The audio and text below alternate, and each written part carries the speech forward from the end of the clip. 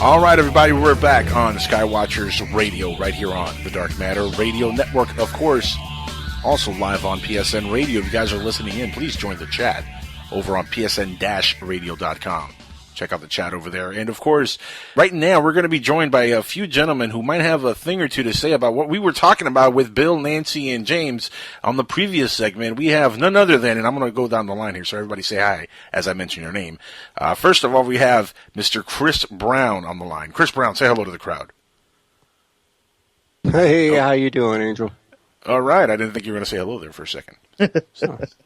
Spooked me. All right. Then we also have Mr. Tim Swartz on the line, Conspiracy Journal's own, and from the Outer Edge. There you go. Sorry. There you go. No. It's a hello to the crowd. How's that? Jumped the gun just slightly, almost had it. And last but definitely not least, by no means is this man least, the one, the only, Mr. UFO himself, Mr. Timothy Beckley is back on Skywatchers. Welcome back, sir. I'm always flying high when I'm on the air on PSN Network. Yes, indeed. Yeah, man. Okay, I got to ask what state you're from if you're flying high. What state? Oh, well, I'm in the Big Apple, snow-covered. Oh, okay. Nice. Oh, I thought you were saying you're flying high because it's in a state where it's legal. Well, maybe that too. Out in Oregon. No, I gave that up. I gave that up 40 years ago. Funny. He's just in a natural state of euphoria. There you go. Yeah. All right, that works too. Hey, this 40 is my years first, ago, huh? This is my first Skype broadcast. It is, Really? and you sound fabulous. Yeah, how about that? Because you just got yourself hooked up here with this amazing amount of hardware. I mean, this man went crazy spending money. He bought himself mixing boards, professional Yeti microphones. I mean, he went to town and spent $20-something on a headset. There you go. And he sounds great. Look at him. $39, I think, yeah. Oh, you must have gotten the one that came directly from Amazon. That included free shipping. They really charged you for the shipping, dude. Absolutely, yeah. One way or another, There's nothing free about. Yeah, there was nothing free out of that. Yeah, Absolutely. nothing free. But you sound great, Mr. UFO. Thank you. You do. Well, I've been doing this. I've been doing this now since the mid 1960s. I think I did my first radio show, and I've probably been on over 1,000 radio and TV programs. And now, thanks to you, Angel, I'm getting my own show after all these years. Not only that, and finally, after all this time, you finally sound great on radio. Look at this. Congratulations all around. Well, yeah, no, he is starting his own show. In fact, he is sort of taking over a show that once was held by the man who's on the line with us, Mr. Tim Swartz. Tim Swartz, I know. I say Schwartz, I'm sorry. But that's all right. May the other Tim, with you. The Schwarzenegger, of course, he's taking over Unraveling the Secrets with Timothy Beckley now. That's right. Yeah. And my co-host, Carla Anderson. Carla Anderson and Timothy Beckley are Unraveling the Secrets. And that will be starting February 7th at 10 o'clock Eastern Time. See, we're moving up in the world. Yes, indeedy. Sideways. Or excellent. Backwards. Well, as long as we're not traveling back in time, that's always a good thing. Moving forward. Unless you're going to change something in the past that's going to benefit the future, then it's kind of worth it. No? Yeah. I'm alone on this one. Huh? I'd have to think about that. I've been almost perfect all my life, so. But don't you wish that you can go back to that one time that you weren't perfect? Like, that one time you were caught picking your nose in traffic or something. Well, no, pretty lady. The worst experience I ever had, I think I might have mentioned this to you, Angel. I was on a TV show with Woody Derenberger and a couple other people in Washington, D.C. And I got a bloody nose while I was on the air. Now, actually being, used to the camera and so forth, what I would do is luckily there were two or three other guests, while they were interviewing, the cameras were on the other guests, I would be busily wiping the blood from my nose. But that has to be certainly one of the most embarrassing experiences. And then one other time I was on a TV show, and I thought, geez, I'll dress really nice. I'll wear a blue shirt. And I was supposed to show like a dozen slides. Well, the slides would have shown on my shirt because in blue those screen days, instead of green screen. Yes, indeed. So they had to go around the studio and find somebody with the same shirt size so they could loan me their shirt. The broadcast. I can imagine that conversation. Can I borrow your shirt? You fit. Same size. Same size. Take your shirt off. I'm going to take the shirt off your back. Yeah, he meant that literally. All these things happen. Not playing. No. Yeah, they do. Now, in the last segment, we were talking about conventions, and we've all kind of had our fair share of experiences in conventions, but none has had better experiences, I think, than Mr. UFO himself and Alan, the co-host here, who was owning it, like we said on the first segment. But Chris Brown is also going to be on a convention pretty soon, right, Chris? You're going to do your first big convention? Yeah, my first one here. I'm working with the director of the McMinnville UFO Festival here in Oregon, and so we've cool. Been in touch here, for actually 2 weeks ago we talked, and we're working with him. We're actually maybe trying to get Bill there, so that'll work out, but who knows? But yeah, that's in the plans. So that happens, that'll be in I believe May 17th. To the 21st, I believe it goes on, or the days. Are you part of the organizational side of it, or just one of the speaking guests? Just going to be one of the speakers, yeah. Just to get myself out there, and it's in McMinnville. In McMinnville, yep. And for those who don't know, McMinnville's synonymous with the first, I believe it was, picture that they had. A farmer took a UFO disc in a field or something. The Trents. Okay, yeah. Yeah. See, now, this is my point. All these more than decent UFO conventions that are out there are all in these obscure places where the mainstream but here's the thing. Can't normally get to. But these places is like where a lot of the people are getting abducted. That's kind of like where they're You're right. They do have a significance to them, and I'm not denying that. What I'm saying is that to get more attendees, they need to be in more larger population density. But that's true. Let me tell you something. Please. You say that, and now I'm the master of holding conventions. I started back in the mid 1960s when you could rent a banquet room for $100. Today, if you go to a large city, they want thousands of dollars for a setup. You're never going to even break even. So you better find somebody who is just going to finance it for the heck of it. Mm-hmm. Yeah, pretty much. Now, exactly. I used to work different deals with hotels. Like I was doing it maybe 3-4 years in Phoenix, and we had a deal with the hotel where if we filled X number of rooms, they would give us the facilities for free. A sliding scale of attrition for the hotel rooms. But it doesn't work quite that well anymore because people used to come from all over the world. I mean, I had people from Scandinavia. I'd have people from England.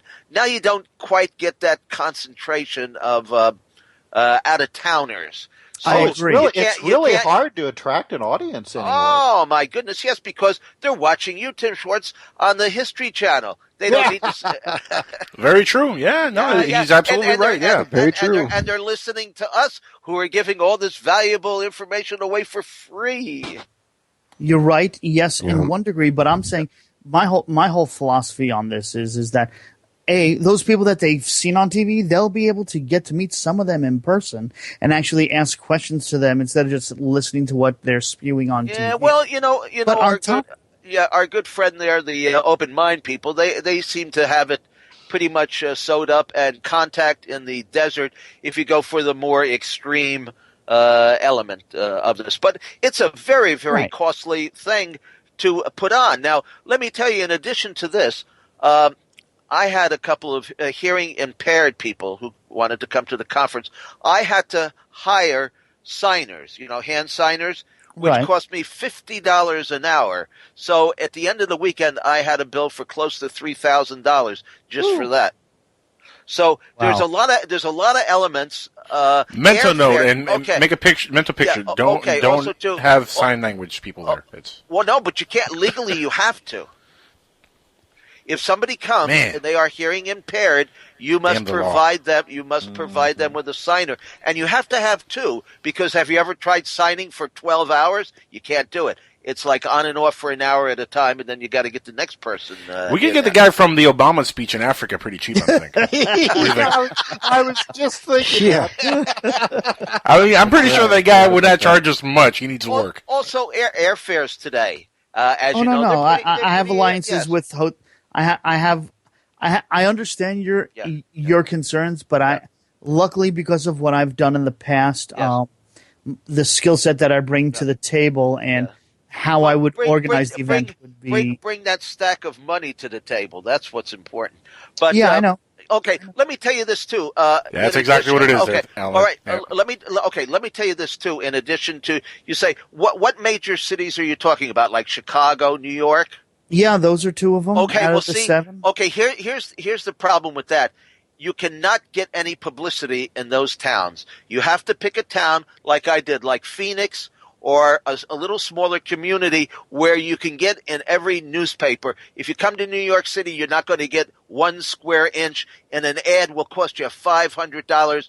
I'm sorry, I got to ask the stupid question. Why would you even want to advertise in a newspaper nowadays? Well, where would you advertise? The target market that we the internet, Facebook. It's not going to bring you. That's not going to bring you in a huge audience. And the newspaper is who reads the newspaper? Really? Are you kidding no, me? I don't. Really? I don't think. Yes. Who reads the paper these days? Who reads? You're right. Who reads the paper these days? You're right about that. You're right. But it used to be. It certainly used to be. It's all social media. It's all social media now. And I've been in the running events world on the comic book, sci-fi, fantasy, and horror. Comic books, and UFOs are a totally different. Agreed. 100%. That's a good point. That's a good point. I 100% agree with you, but I do believe some of the methodology of promoting those events crosses over. Are you going to do this? That's what I'm thinking about. Yeah. Oh, that's what we've been planning. We've been. I have hotels that are willing to work with me. I have. Well, yes, you can find a hotel that's willing to work with you, but getting a sizable audience there to cover your nut is not that easy. All I want is 1,000. We got big nuts, though, Tim. You're not going to get 1,000 people. I doubt it. I would beg to differ with what I have planned and how I have it planned. But I want the opportunity to try and do it. You got to have a year to organize it. Don't do it any quicker. 18 months. 18 months. All right, that's good. Yeah, 18 months. That's what I've done for the other events that I've been involved with. And just to deal with everything from the hotel to the advertising, the marketing, and getting people to sign up, and getting the guest list. And the staff that's going to monitor all the rooms and everything. There is a formula to doing this. I'm just hoping that it'll translate from what I've done in the past into the genre that we all have a passion for. And now a hush falls upon the crowd. Well, I was just thinking, I wonder anymore how many people out there are that interested in UFOs, on their own. Yeah, you'd be surprised, Tim. I can tell you, I've got 200 books that we've published. UFOs are not the big topic at the moment. That's for sure. They're not. I mean, most people are interested in more paranormal type of stuff, mainly in spell books and the occult and what we would call the old line of the metaphysical. I don't know if I agree, because as we look to what's even on TV and on YouTube, and even with open minds and everything else, there's more and more people that are watching the videos. There are more TV shows coming out about UFOs, ancient aliens, ancient mysteries. Yeah, but that doesn't necessarily mean that those people are going to come to your conference. But on the other hand, if you take a commercial, I'm sorry, but if you take a commercial, I was going to say that's what I was. Yeah, of course. If you make them aware that it's coming, and for the cost-effective price for them to get in the door, and it's literally, they could either take a bus over or drive over. They get to interact with the people they've seen on the TV. They get to ask them questions. They get to hear their opinions in real time. Even maybe get a photo op or an autograph. Guess what? People will come to the door. Well, maybe they will. Let's hope so. That's right. Hey, for $10, we'll kiss them too. Well, I do it for $5. Hold on. No matter who it is, hold on. Well, women only. I was going to say, don't get no ideas there, Mr. Angel's taking out his wad of 20s. Yeah, I am a kisser. I am a kisser. I was going to say, for $20, you even get some tongue. So, you know. That's a guarantee, by the way, ladies. I didn't need that visual, but thanks for sharing. But my whole premise of this is that the one thing I have noticed about the UFO community is that there's nobody that is, how can I phrase this right? There's nobody that's replenishing the fan base. There's nobody people that are into the UFO community are just getting older and older. There's no younger crowd that's really delving into it. But and that's what we really, Alan, that's what we're doing. Right, that's what we're doing now. That's what we do. And you got me, because that's kind of the way I'm looking at myself as kind of the new blood of, I guess, of. Well, here's the thing. You hit on right there, Alan. Here's the thing. There's a person that I know that I was really good friends with at one time, and we've actually since spoken and mended fences. And he had a great term for what you're exactly describing there, Alan. He called it the new guard of ufology. Yeah. Okay, and I'll give you really, that. That's what ufology does need. And he came up with this term a few years ago. He ran with it. Unfortunately, it hasn't really caught on as it should. But guess what? Ufology. But really the ideology of it is there.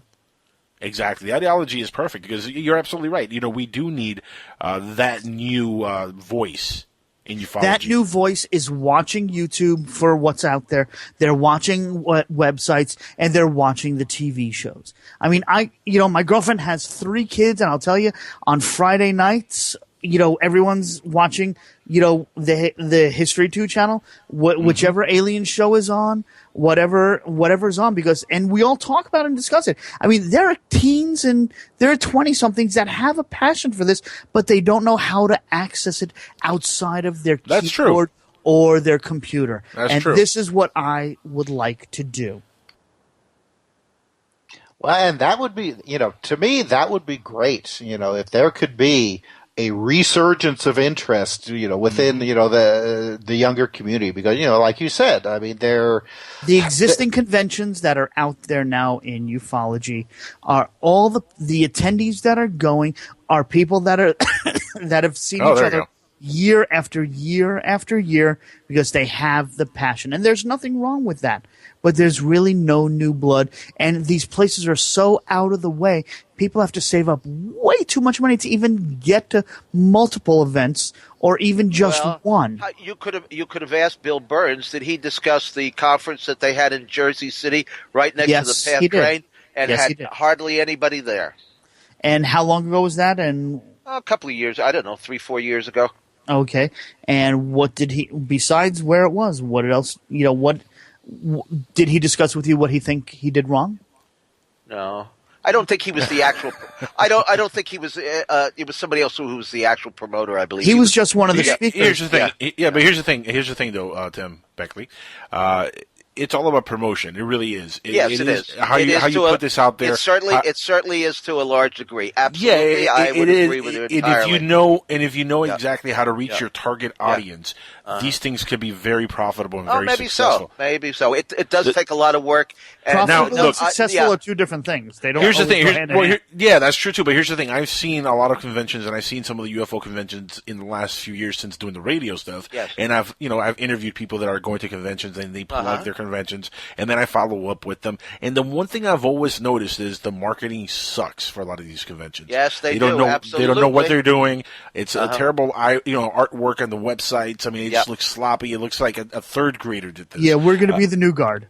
Exactly. So, it's all eye candy, and it's all in the way you reach the masses and how you get them to be interested in what you're trying to put together. And it is all a marketing technique. And it certainly would help if there were a few more sightings to go around. Well, that too. But here's the thing. Why do you think the comic book conventions are so big? Comic book conventions, in the 80s weren't as big as they are now. They've grown and gotten really, really big because of the way they're handled, the way they're put together, the way they're marketed. The stuff that is there is very interesting. It's all sci-fi stuff and comic book stuff, and people dress up for it. I mean, you could do the same kind of similar thing with ufology very easily. You have big names in ufology you could draw from.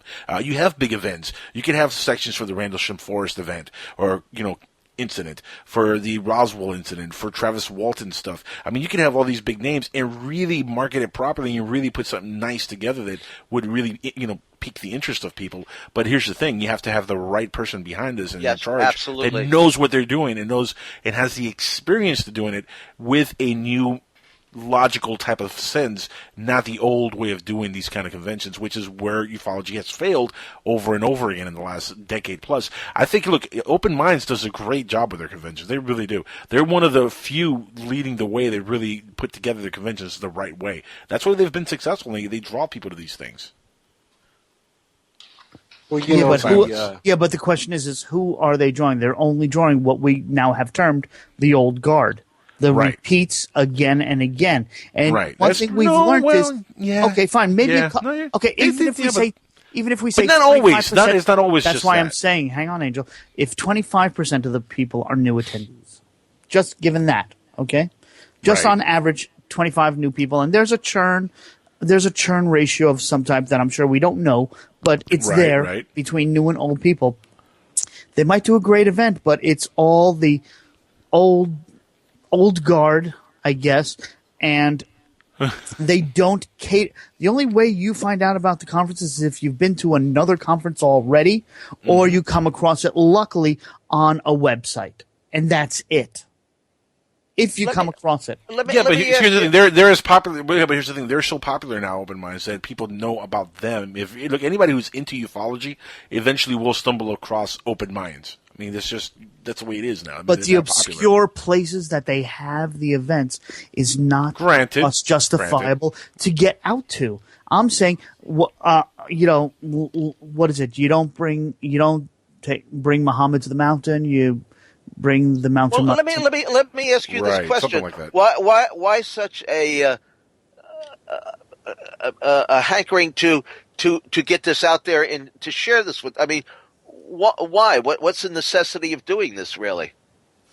I mean, is it a financial thing? Or should I? Is it a financial thing? Or, I mean, are you looking to make money on it? Or do you want to spread the word? Or how about a little bit of both is a fair answer? A little bit of both. I mean, look, obviously, a little bit of both is a fair answer. Obviously, you have to get paid for it because you're putting your time, effort, and resources into it. So you're going to have to make money. I mean, look, in any business, if you go into it saying, I don't care if I make money or I lose, you're an idiot.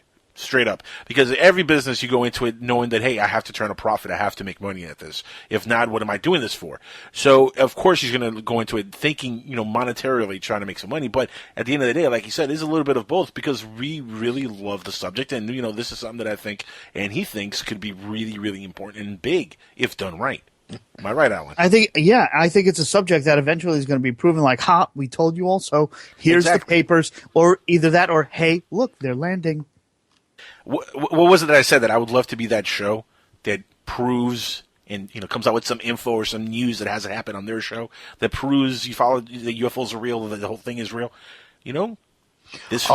Once that happens, though, all of us are out of a job because then it'll be taken over by the scientists and people like that who say like, we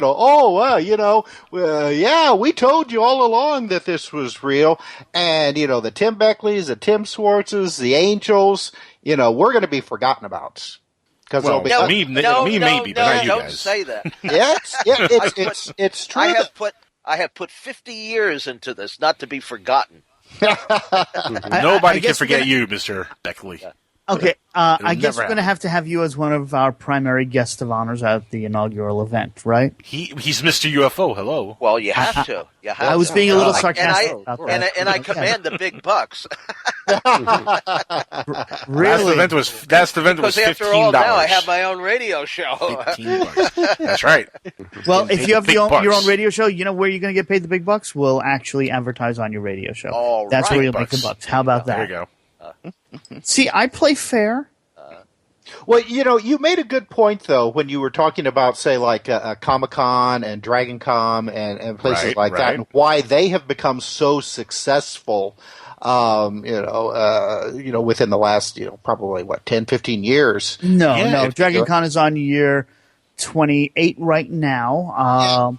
But I mean, now though, I mean, you're talking about, an audience of, thousands, The last 15 years is double Dragon or tripled. Con gets 78,000 attendees over 3-4 days in Atlanta every year. I'm there every year. Exactly. That's my point. What do they do right? Marketing. Because when I was a kid, comic books, there was the comic book geeks, like myself, and that was about it. Now, wow, that must have been lonely.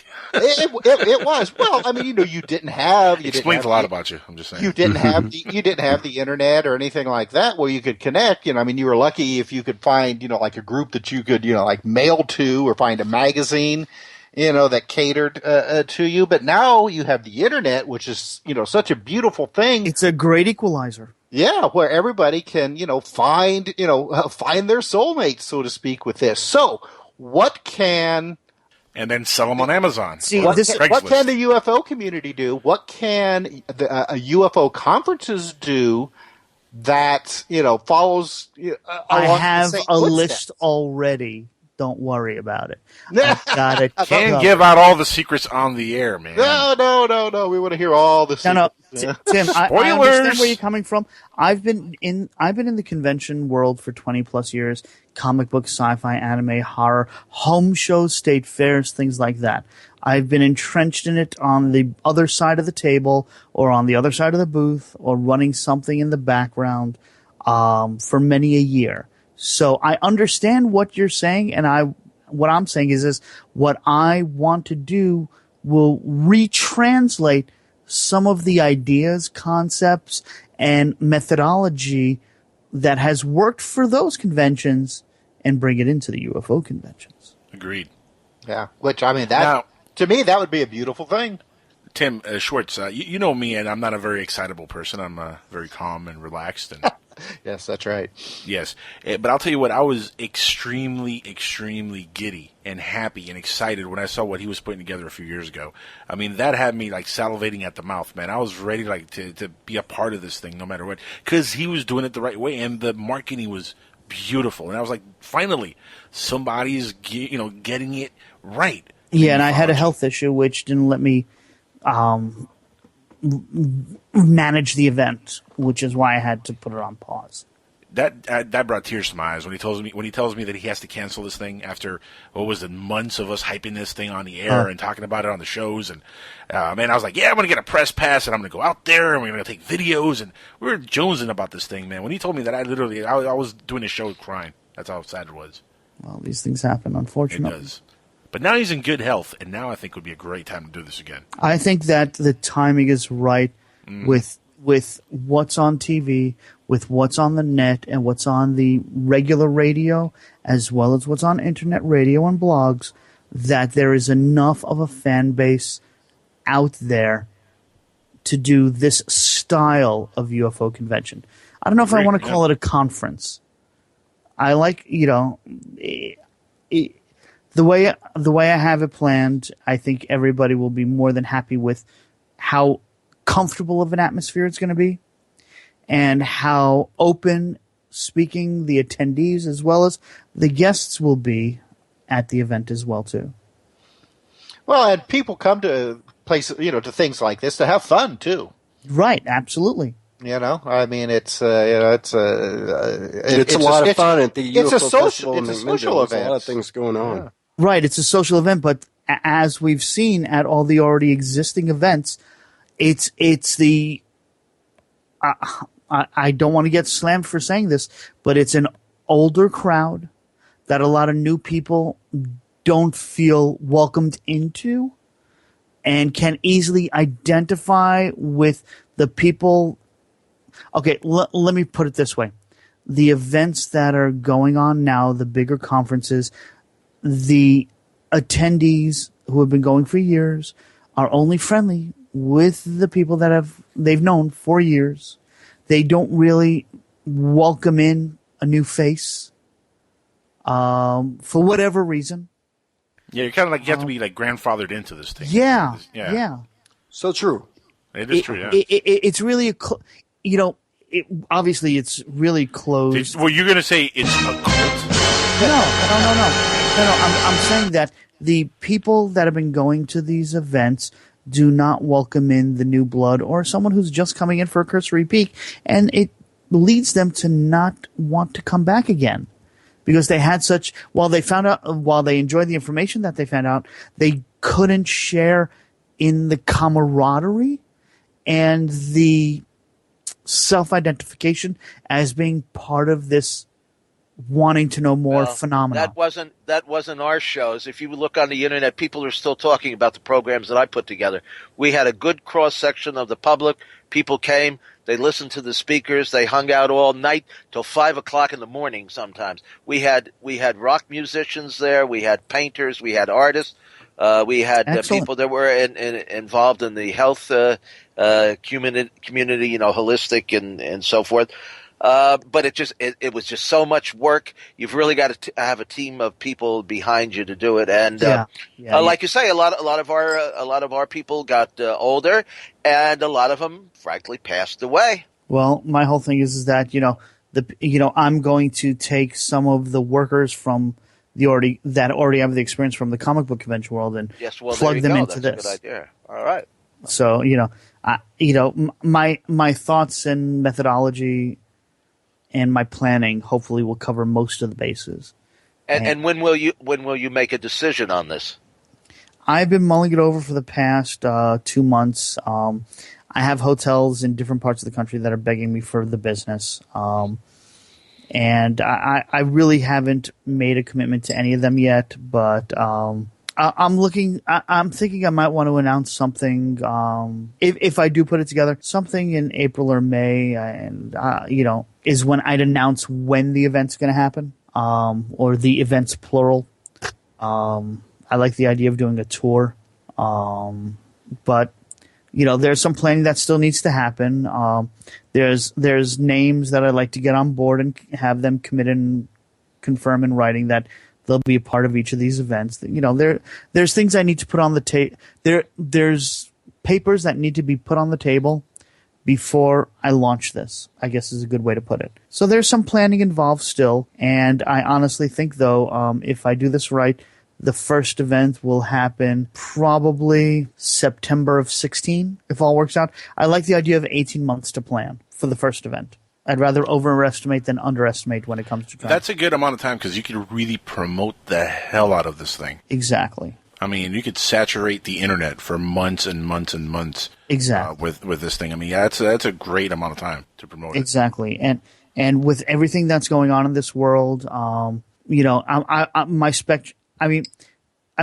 let me ask you guys, all of you. I mean, I want to personally have it strictly ufology / ancient aliens. But I have other people that say, add a paranormal factor into it. Add a cryptozoology factor into it. What are your guys' views on that? I'd love to hear opinions on, should it be dedicated only to the UFO phenomena, or should we have a full spectrum event? I think you should probably go for the full spectrum in a sense. If you're really trying to get a lot of people, you're trying to get as much people as you can, that's almost about the only way you could do it. I agree with Chris here. I think he's right. Even though, my heart says, just do ufology only and really make it about that. But, thinking about it in a monetary way, you really would open yourself up for a bigger audience if you just go, right through the spectrum of paranormal, from ghostly activity, hauntings, whatever. Just go all right down the spectrum and focus it on everything, a little bit of everything. I think that is an ideal way to market it and go. Especially for the first year and the first time, you're going to concentrate on as many people, as Beckley said, as many people as you can get on there. That is your key goal. But I don't know. Do I want to take the, throw anything on a wall, shoot a shotgun at a wall and effect, or do you take a sniper effect and just zero in on the real target market? Well, see, that's the thing about it. The UFO phenomena also has a paranormal aspect to it as well that a lot of people are loath to talk about, don't realize, what's going on. You look at just about any other, and I'll put this in quotes, paranormal event, whether it be poltergeist activity, ghost, Bigfoot sightings. There have been cases where UFOs have been associated with those, or vice versa. Absolutely. Right, right. So, I mean, if you just go and concentrate on strictly UFOs, then are you going to go then with like the nuts and bolts? Well, like, yeah, these, UFOs are definitely, extraterrestrials from other planets. Everything else is, is bullshit or sorry, bullcrap. Yeah, I can't say that on the dark. Yeah, sorry about that. Yeah, so and he's a professional, folks. That's right.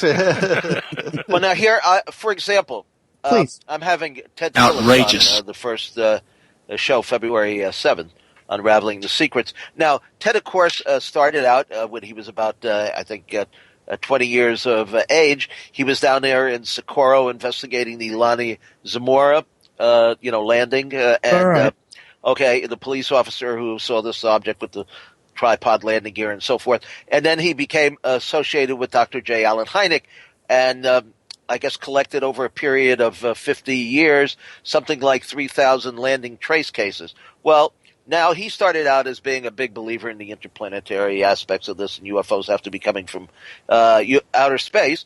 But he will be discussing his belief that there is a solid connection between UFO events and paranormal activities. What he has seen himself in the last 10 years or so has led him to believe that UFOs are paranormal in nature, and a lot more people are swinging over to that side because there is just not a heavy weight of evidence that UFOs are solid physical craft. Now, they may enter our atmosphere and take on a solid physical appearance for a brief period of time, but where do they go to? They just vanish? They go back to Pluto? I mean, every 15 minutes? Well, but there's even there's even credible evidence that you could kind of look into that suggests that they're coming in from the inner Earth or from somewhere under. Oh, well, under yeah. the So sea. we know that. Of course, I mean, but you could look at any kind of evidence and say and draw any conclusion you want and say, well, they might be interplanetary, they might be from the ocean, they might be interdimensional. Maybe it's a little bit of everything. That's the question, though, in ufology and in this field, Tim, is that the question is, what are they? Where are they from? We don't know. That's the big thing. I know. It's all speculation. And we've been studying this for over 50 years. Well, to be fair, we've been speculating about this for over 50 years. Yeah, but I mean, to be fair. We could go into another hour here. But I mean, what kind of evidence is everybody's looking for? Different evidence. Everybody's looking for something that's going to prove their point of view. See, their own personal hypothesis. Yeah, right. that's where the ego comes in. That's where the whole thing falls apart. See, right? Is because everybody wants to be the top dog. They all want to say, "I'm the one that proved that this happened and that happened, and that they're coming here." That's like what we said earlier on the show, that we wanted to be that show. Yeah, good. Thanks. Yeah, well, thanks for calling me out there, Mr. Beckley. Well, another topic, by the way, that was in the first hour was for who we have speaking. How do you separate the true speakers and the charlatans? Right. Yeah, exactly. Well, now, I had almost everybody. When I did a show, I would go from 9 o'clock in the morning till about 11 o'clock at night, which means that people would start going back to their rooms about 2:30 in the morning, and sometimes they'd even hang around later than that. Now, okay, we would have speakers from every point of view, and of course, some people were critical about it and say, "Well, I didn't want to be on your program," but I don't think anybody ever turned me down that I can think of. I mean, I had Bud Hopkins, I had Bill Cooper, probably one of the most controversial, individuals at the time. Yeah. Okay, so what I decided, and this is kind of what I do when I do my show. I want to find out something, but I know that other people in the audience are interested in aspects of this that I'm not particularly interested in.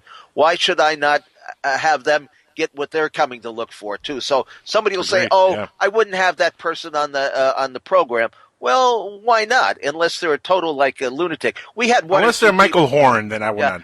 I wouldn't have. That's one exception. Absolutely. Yeah. And another guy was guy by the name of Harley Bird, who claimed that he was related to Admiral Byrd, but he couldn't decide whether he was his cousin, his nephew, or yeah. This guy was a total idiot and embarrassed himself in us. But other than that, I always decided let the audience. There was enough going on. We'd have 2 halls going simultaneously and workshops. So if you didn't like Al Bielek talking about the Philadelphia experiment, you could go in and see Jesse Marcel Jr. talk about Roswell. Now, which one's got the biggest audience? I don't want to embarrass anybody, but some of the more kuklified. What? That's what we're getting at earlier. Yeah, but that's what we're getting at earlier. The kukla means puppet in Greek, by the way. But the means something different in America. The more abstract people usually got the bigger audience. Yeah, that's what we were saying earlier. That usually the nuttier the person, the more new agey the person, that's the one that draws the most attention. I think the more charismatic person, the more over the top the person is. Well, doesn't mean that their beliefs are a little off center or from the main topic, but those that are more charismatic usually get the larger attendees. Now, check this out, guys. We have only a few minutes left on the show here, and the last 10 minutes of the show, we always do this segment on the show called Blast from the A-Hole, and we have 5 blasts that's come in the last minute. So what we're going to do is we're going to play this now. By the way, we're going to do this with everybody on the air, because actually one of the blasts that just came in pertains to you, Mr. UFO. So without any further delay, let's go ahead and cue the music for our last segment of the show, Blast from... And now, messages through the A-Hole. All right, here we go. Remember, this is fresh from the A-Hole. This just came to me about 5 minutes ago. This is a fresh deposit from the A-Hole. So if you guys want to get your questions in, remember, aholes@skywatchersradio.com. That's the email to send it to. Now, the first one comes from Antonio, and he's in Nova Scotia. Antonio in Nova Scotia. There you go. I didn't know they had Antonio. That's a weird combination, but okay. He says, if you get Giorgio T, he would sell out if you get him for one of your conventions. Giorgio T means Giorgio Toukoulous, obviously. Here's the thing. I don't think we could afford him, honestly, but maybe we could afford his hair. I don't know how much he costs. I mean... Him or the hair? I don't know. It would be hell to... Here's the joke. It would be hell to pay. Hell to pay? Like hair to pay? Don't think you have to pay these people a lot of money, because it's not like they've got 6 conventions going on in some other city, you know? Exactly. Yeah, they're not going to price themselves out of existence. No. I mean, I know how much Shatner costs because I've used him at a show. All right. Yeah, but Shatner is not a ufologist. He's a well-known actor. No, but hey, it's Star Trek. Right. It's Star Trek. Yeah. So there you go. That's the answer for Antonio from the... Yeah, I'm sure there's a small concession fee for him, but small. All right, here. Next question, next blast through the A-Hole. It comes from William, and he says, "Hey, this show doesn't sound like..." Or never mind. All right, moving on. Sorry. All right. Next question. This is from Pedro in Texas. Pedro wants to know, can Mr. UFO explain why he is called Mr. UFO? Yes, actually, I can. Briefly, we have 1 minute. Go. Yes. Okay. There was a rock musician. He was in a very well-known band. I won't mention the band, who could never remember my name because he was either too drunk or too high. But somehow he remembered that I was into UFOs. So if I ran to him backstage or somewhere else in a bar, he would remember that I was Mr. UFO, but he couldn't remember my name. And it kind of stuck. And why not? I am Mr. UFO. I've been doing this for 50 years, and not too many other people can claim that. There you go. That's the answer. And that's my blowback. There you go. The first blowback from Blast through the A-Hole. Next blast from the A-Hole comes from Lamar out in Kansas. It says here, what is it about Bigfoot that you don't like, Angel? And does Alan, your co-host, agree? And well, I'm gonna let Alan answer second here. Let me answer first, Alan. What don't I believe about Bigfoot? Everything. There's not been one iota of evidence that I've ever seen that proves that there's any existence of a Sasquatch. I mean, I've seen a lot of hokey videos. There's that, those people that had the Bigfoot in the fridge a couple of years ago that turned out to be fake. Every time there's some kind of activity with Bigfoot, it always turns out to be a hoax, fake. And that really tells me that there's really nothing there. And again, if there was such a thing as Bigfoot, why hasn't anybody shot him in the head yet and dragged that big carcass to where everybody could see it? You would figure with all the trigger-happy people, on moonshine in the South, somebody would have shot a Bigfoot by now. But no, nobody, nothing.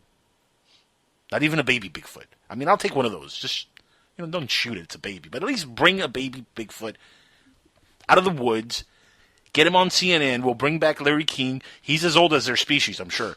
We'll put him on the air together. And we could have full disclosure that Bigfoot is real, but we haven't had that. So there you go. And now, Alan. But Angel, we don't have an alien either. This is true, but we live on a planet that goes round and round a sun, and there's other planets out there. So I'm pretty sure that's a safe answer that there is aliens out there. But anyway, Alan, answer your part of the a-hole question here. I think honestly that do you agree with me, or do you disagree? I disagree. I think the possibility of you would.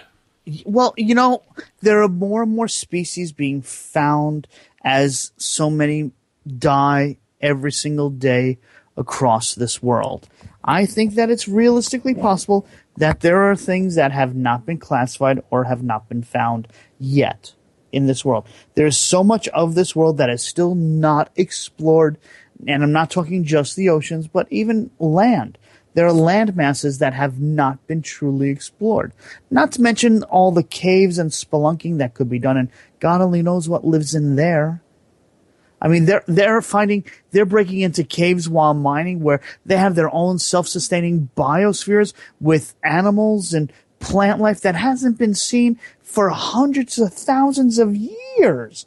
And they're now showing that they're flourishing in pockets around the world. So I think it's possible. Why haven't they shot one?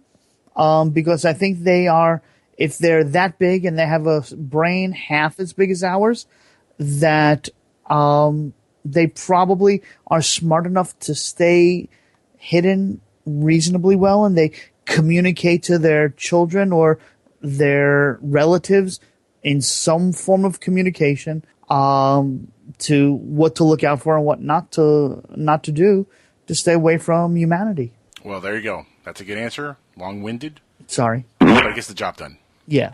Good job. What's now, next? We got one more blast from the a-hole here, and actually we got two more. We got one from Pablo and one from a guy named Clayton, and this one involves Mr. Tim Swartz over there. So we'll get to Clayton's in a second. But Pablo wants to know, what if, was this here? Let me get a closer. I can barely read this. What would you do if an alien tried to probe you? And this is towards Alan and myself. Alan, you want to tackle this one first with your long-winded answers? If I, what would happen if an alien wanted to probe me? Take me out on a date first. Use some lube. Point him in your direction, actually, Angel. Well, I wouldn't turn down the opportunity to get probed if they're gentle. I've often said that they could throw me a rope ladder. They don't need to beam me up like, Travis Walton got beamed and probably killed by accident and then brought back to life. You don't need to go that route. Just throw me a rope ladder down from your UFO. I'll climb up. I am fully capable of being here for you and entertaining you. You don't even have to, forcibly probe me. I know they put this thing over your genitals where they extract semen. There's no need for that. Give me a cup. I'll go in the room. We're good. I'm here for you. I did not need that visual. All right. Now, there you go. That's my answer on this blast from the a-hole. All right, what's the last one for the night? The last one is for Mr. Tim Schwartz over here. Mm-hmm. The blast from Clayton, his question is, he wants to know, your relationship with your co-host, Mr. Mike Mott on The Outer Edge, is a very fun relationship. You guys have a lot of great banter back and forth.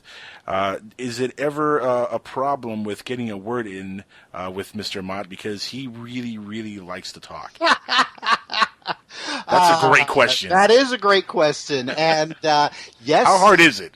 Yes, sometimes it is difficult getting a word in edgewise, but I mean, it's like doing a show with Mr. Beckley as well.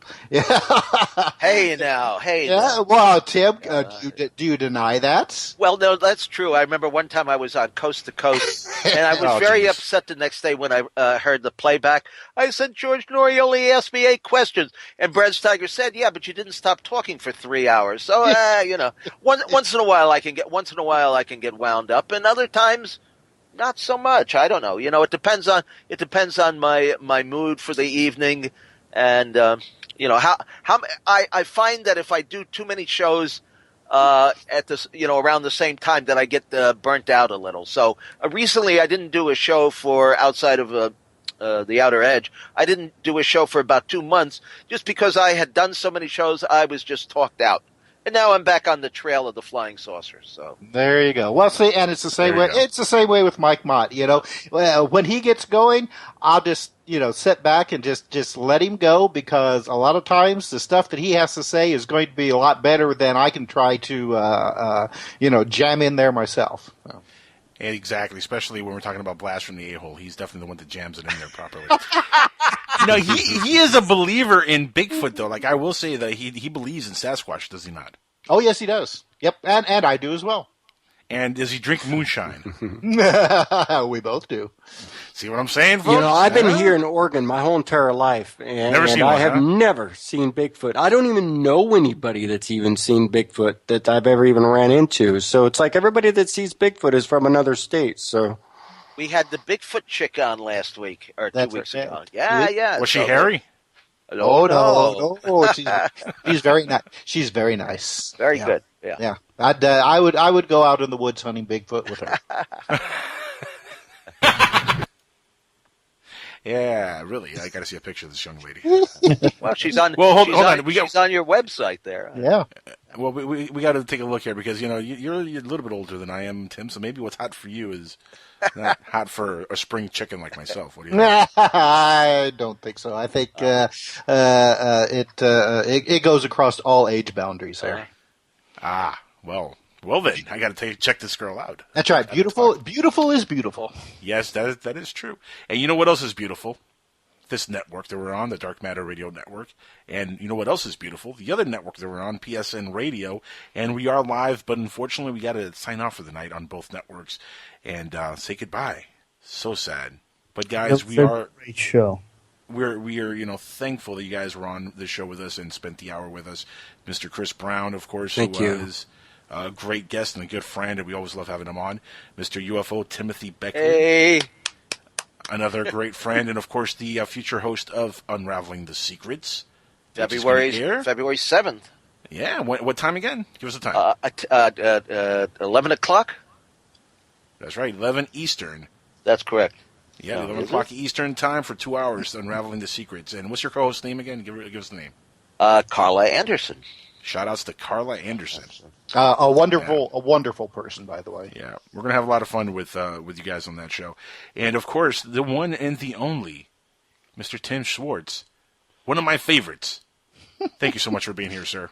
Oh, thank you very much. We really appreciate it. My pleasure. Rock. This was a very special show. Of course, this is our first adventure on Wednesday night at 10 p.m. The 10 p.m. to midnight hour on Dark Matter Radio Network. And we're going to pimp this out, man. We're going to have a lot of fun on this time slot.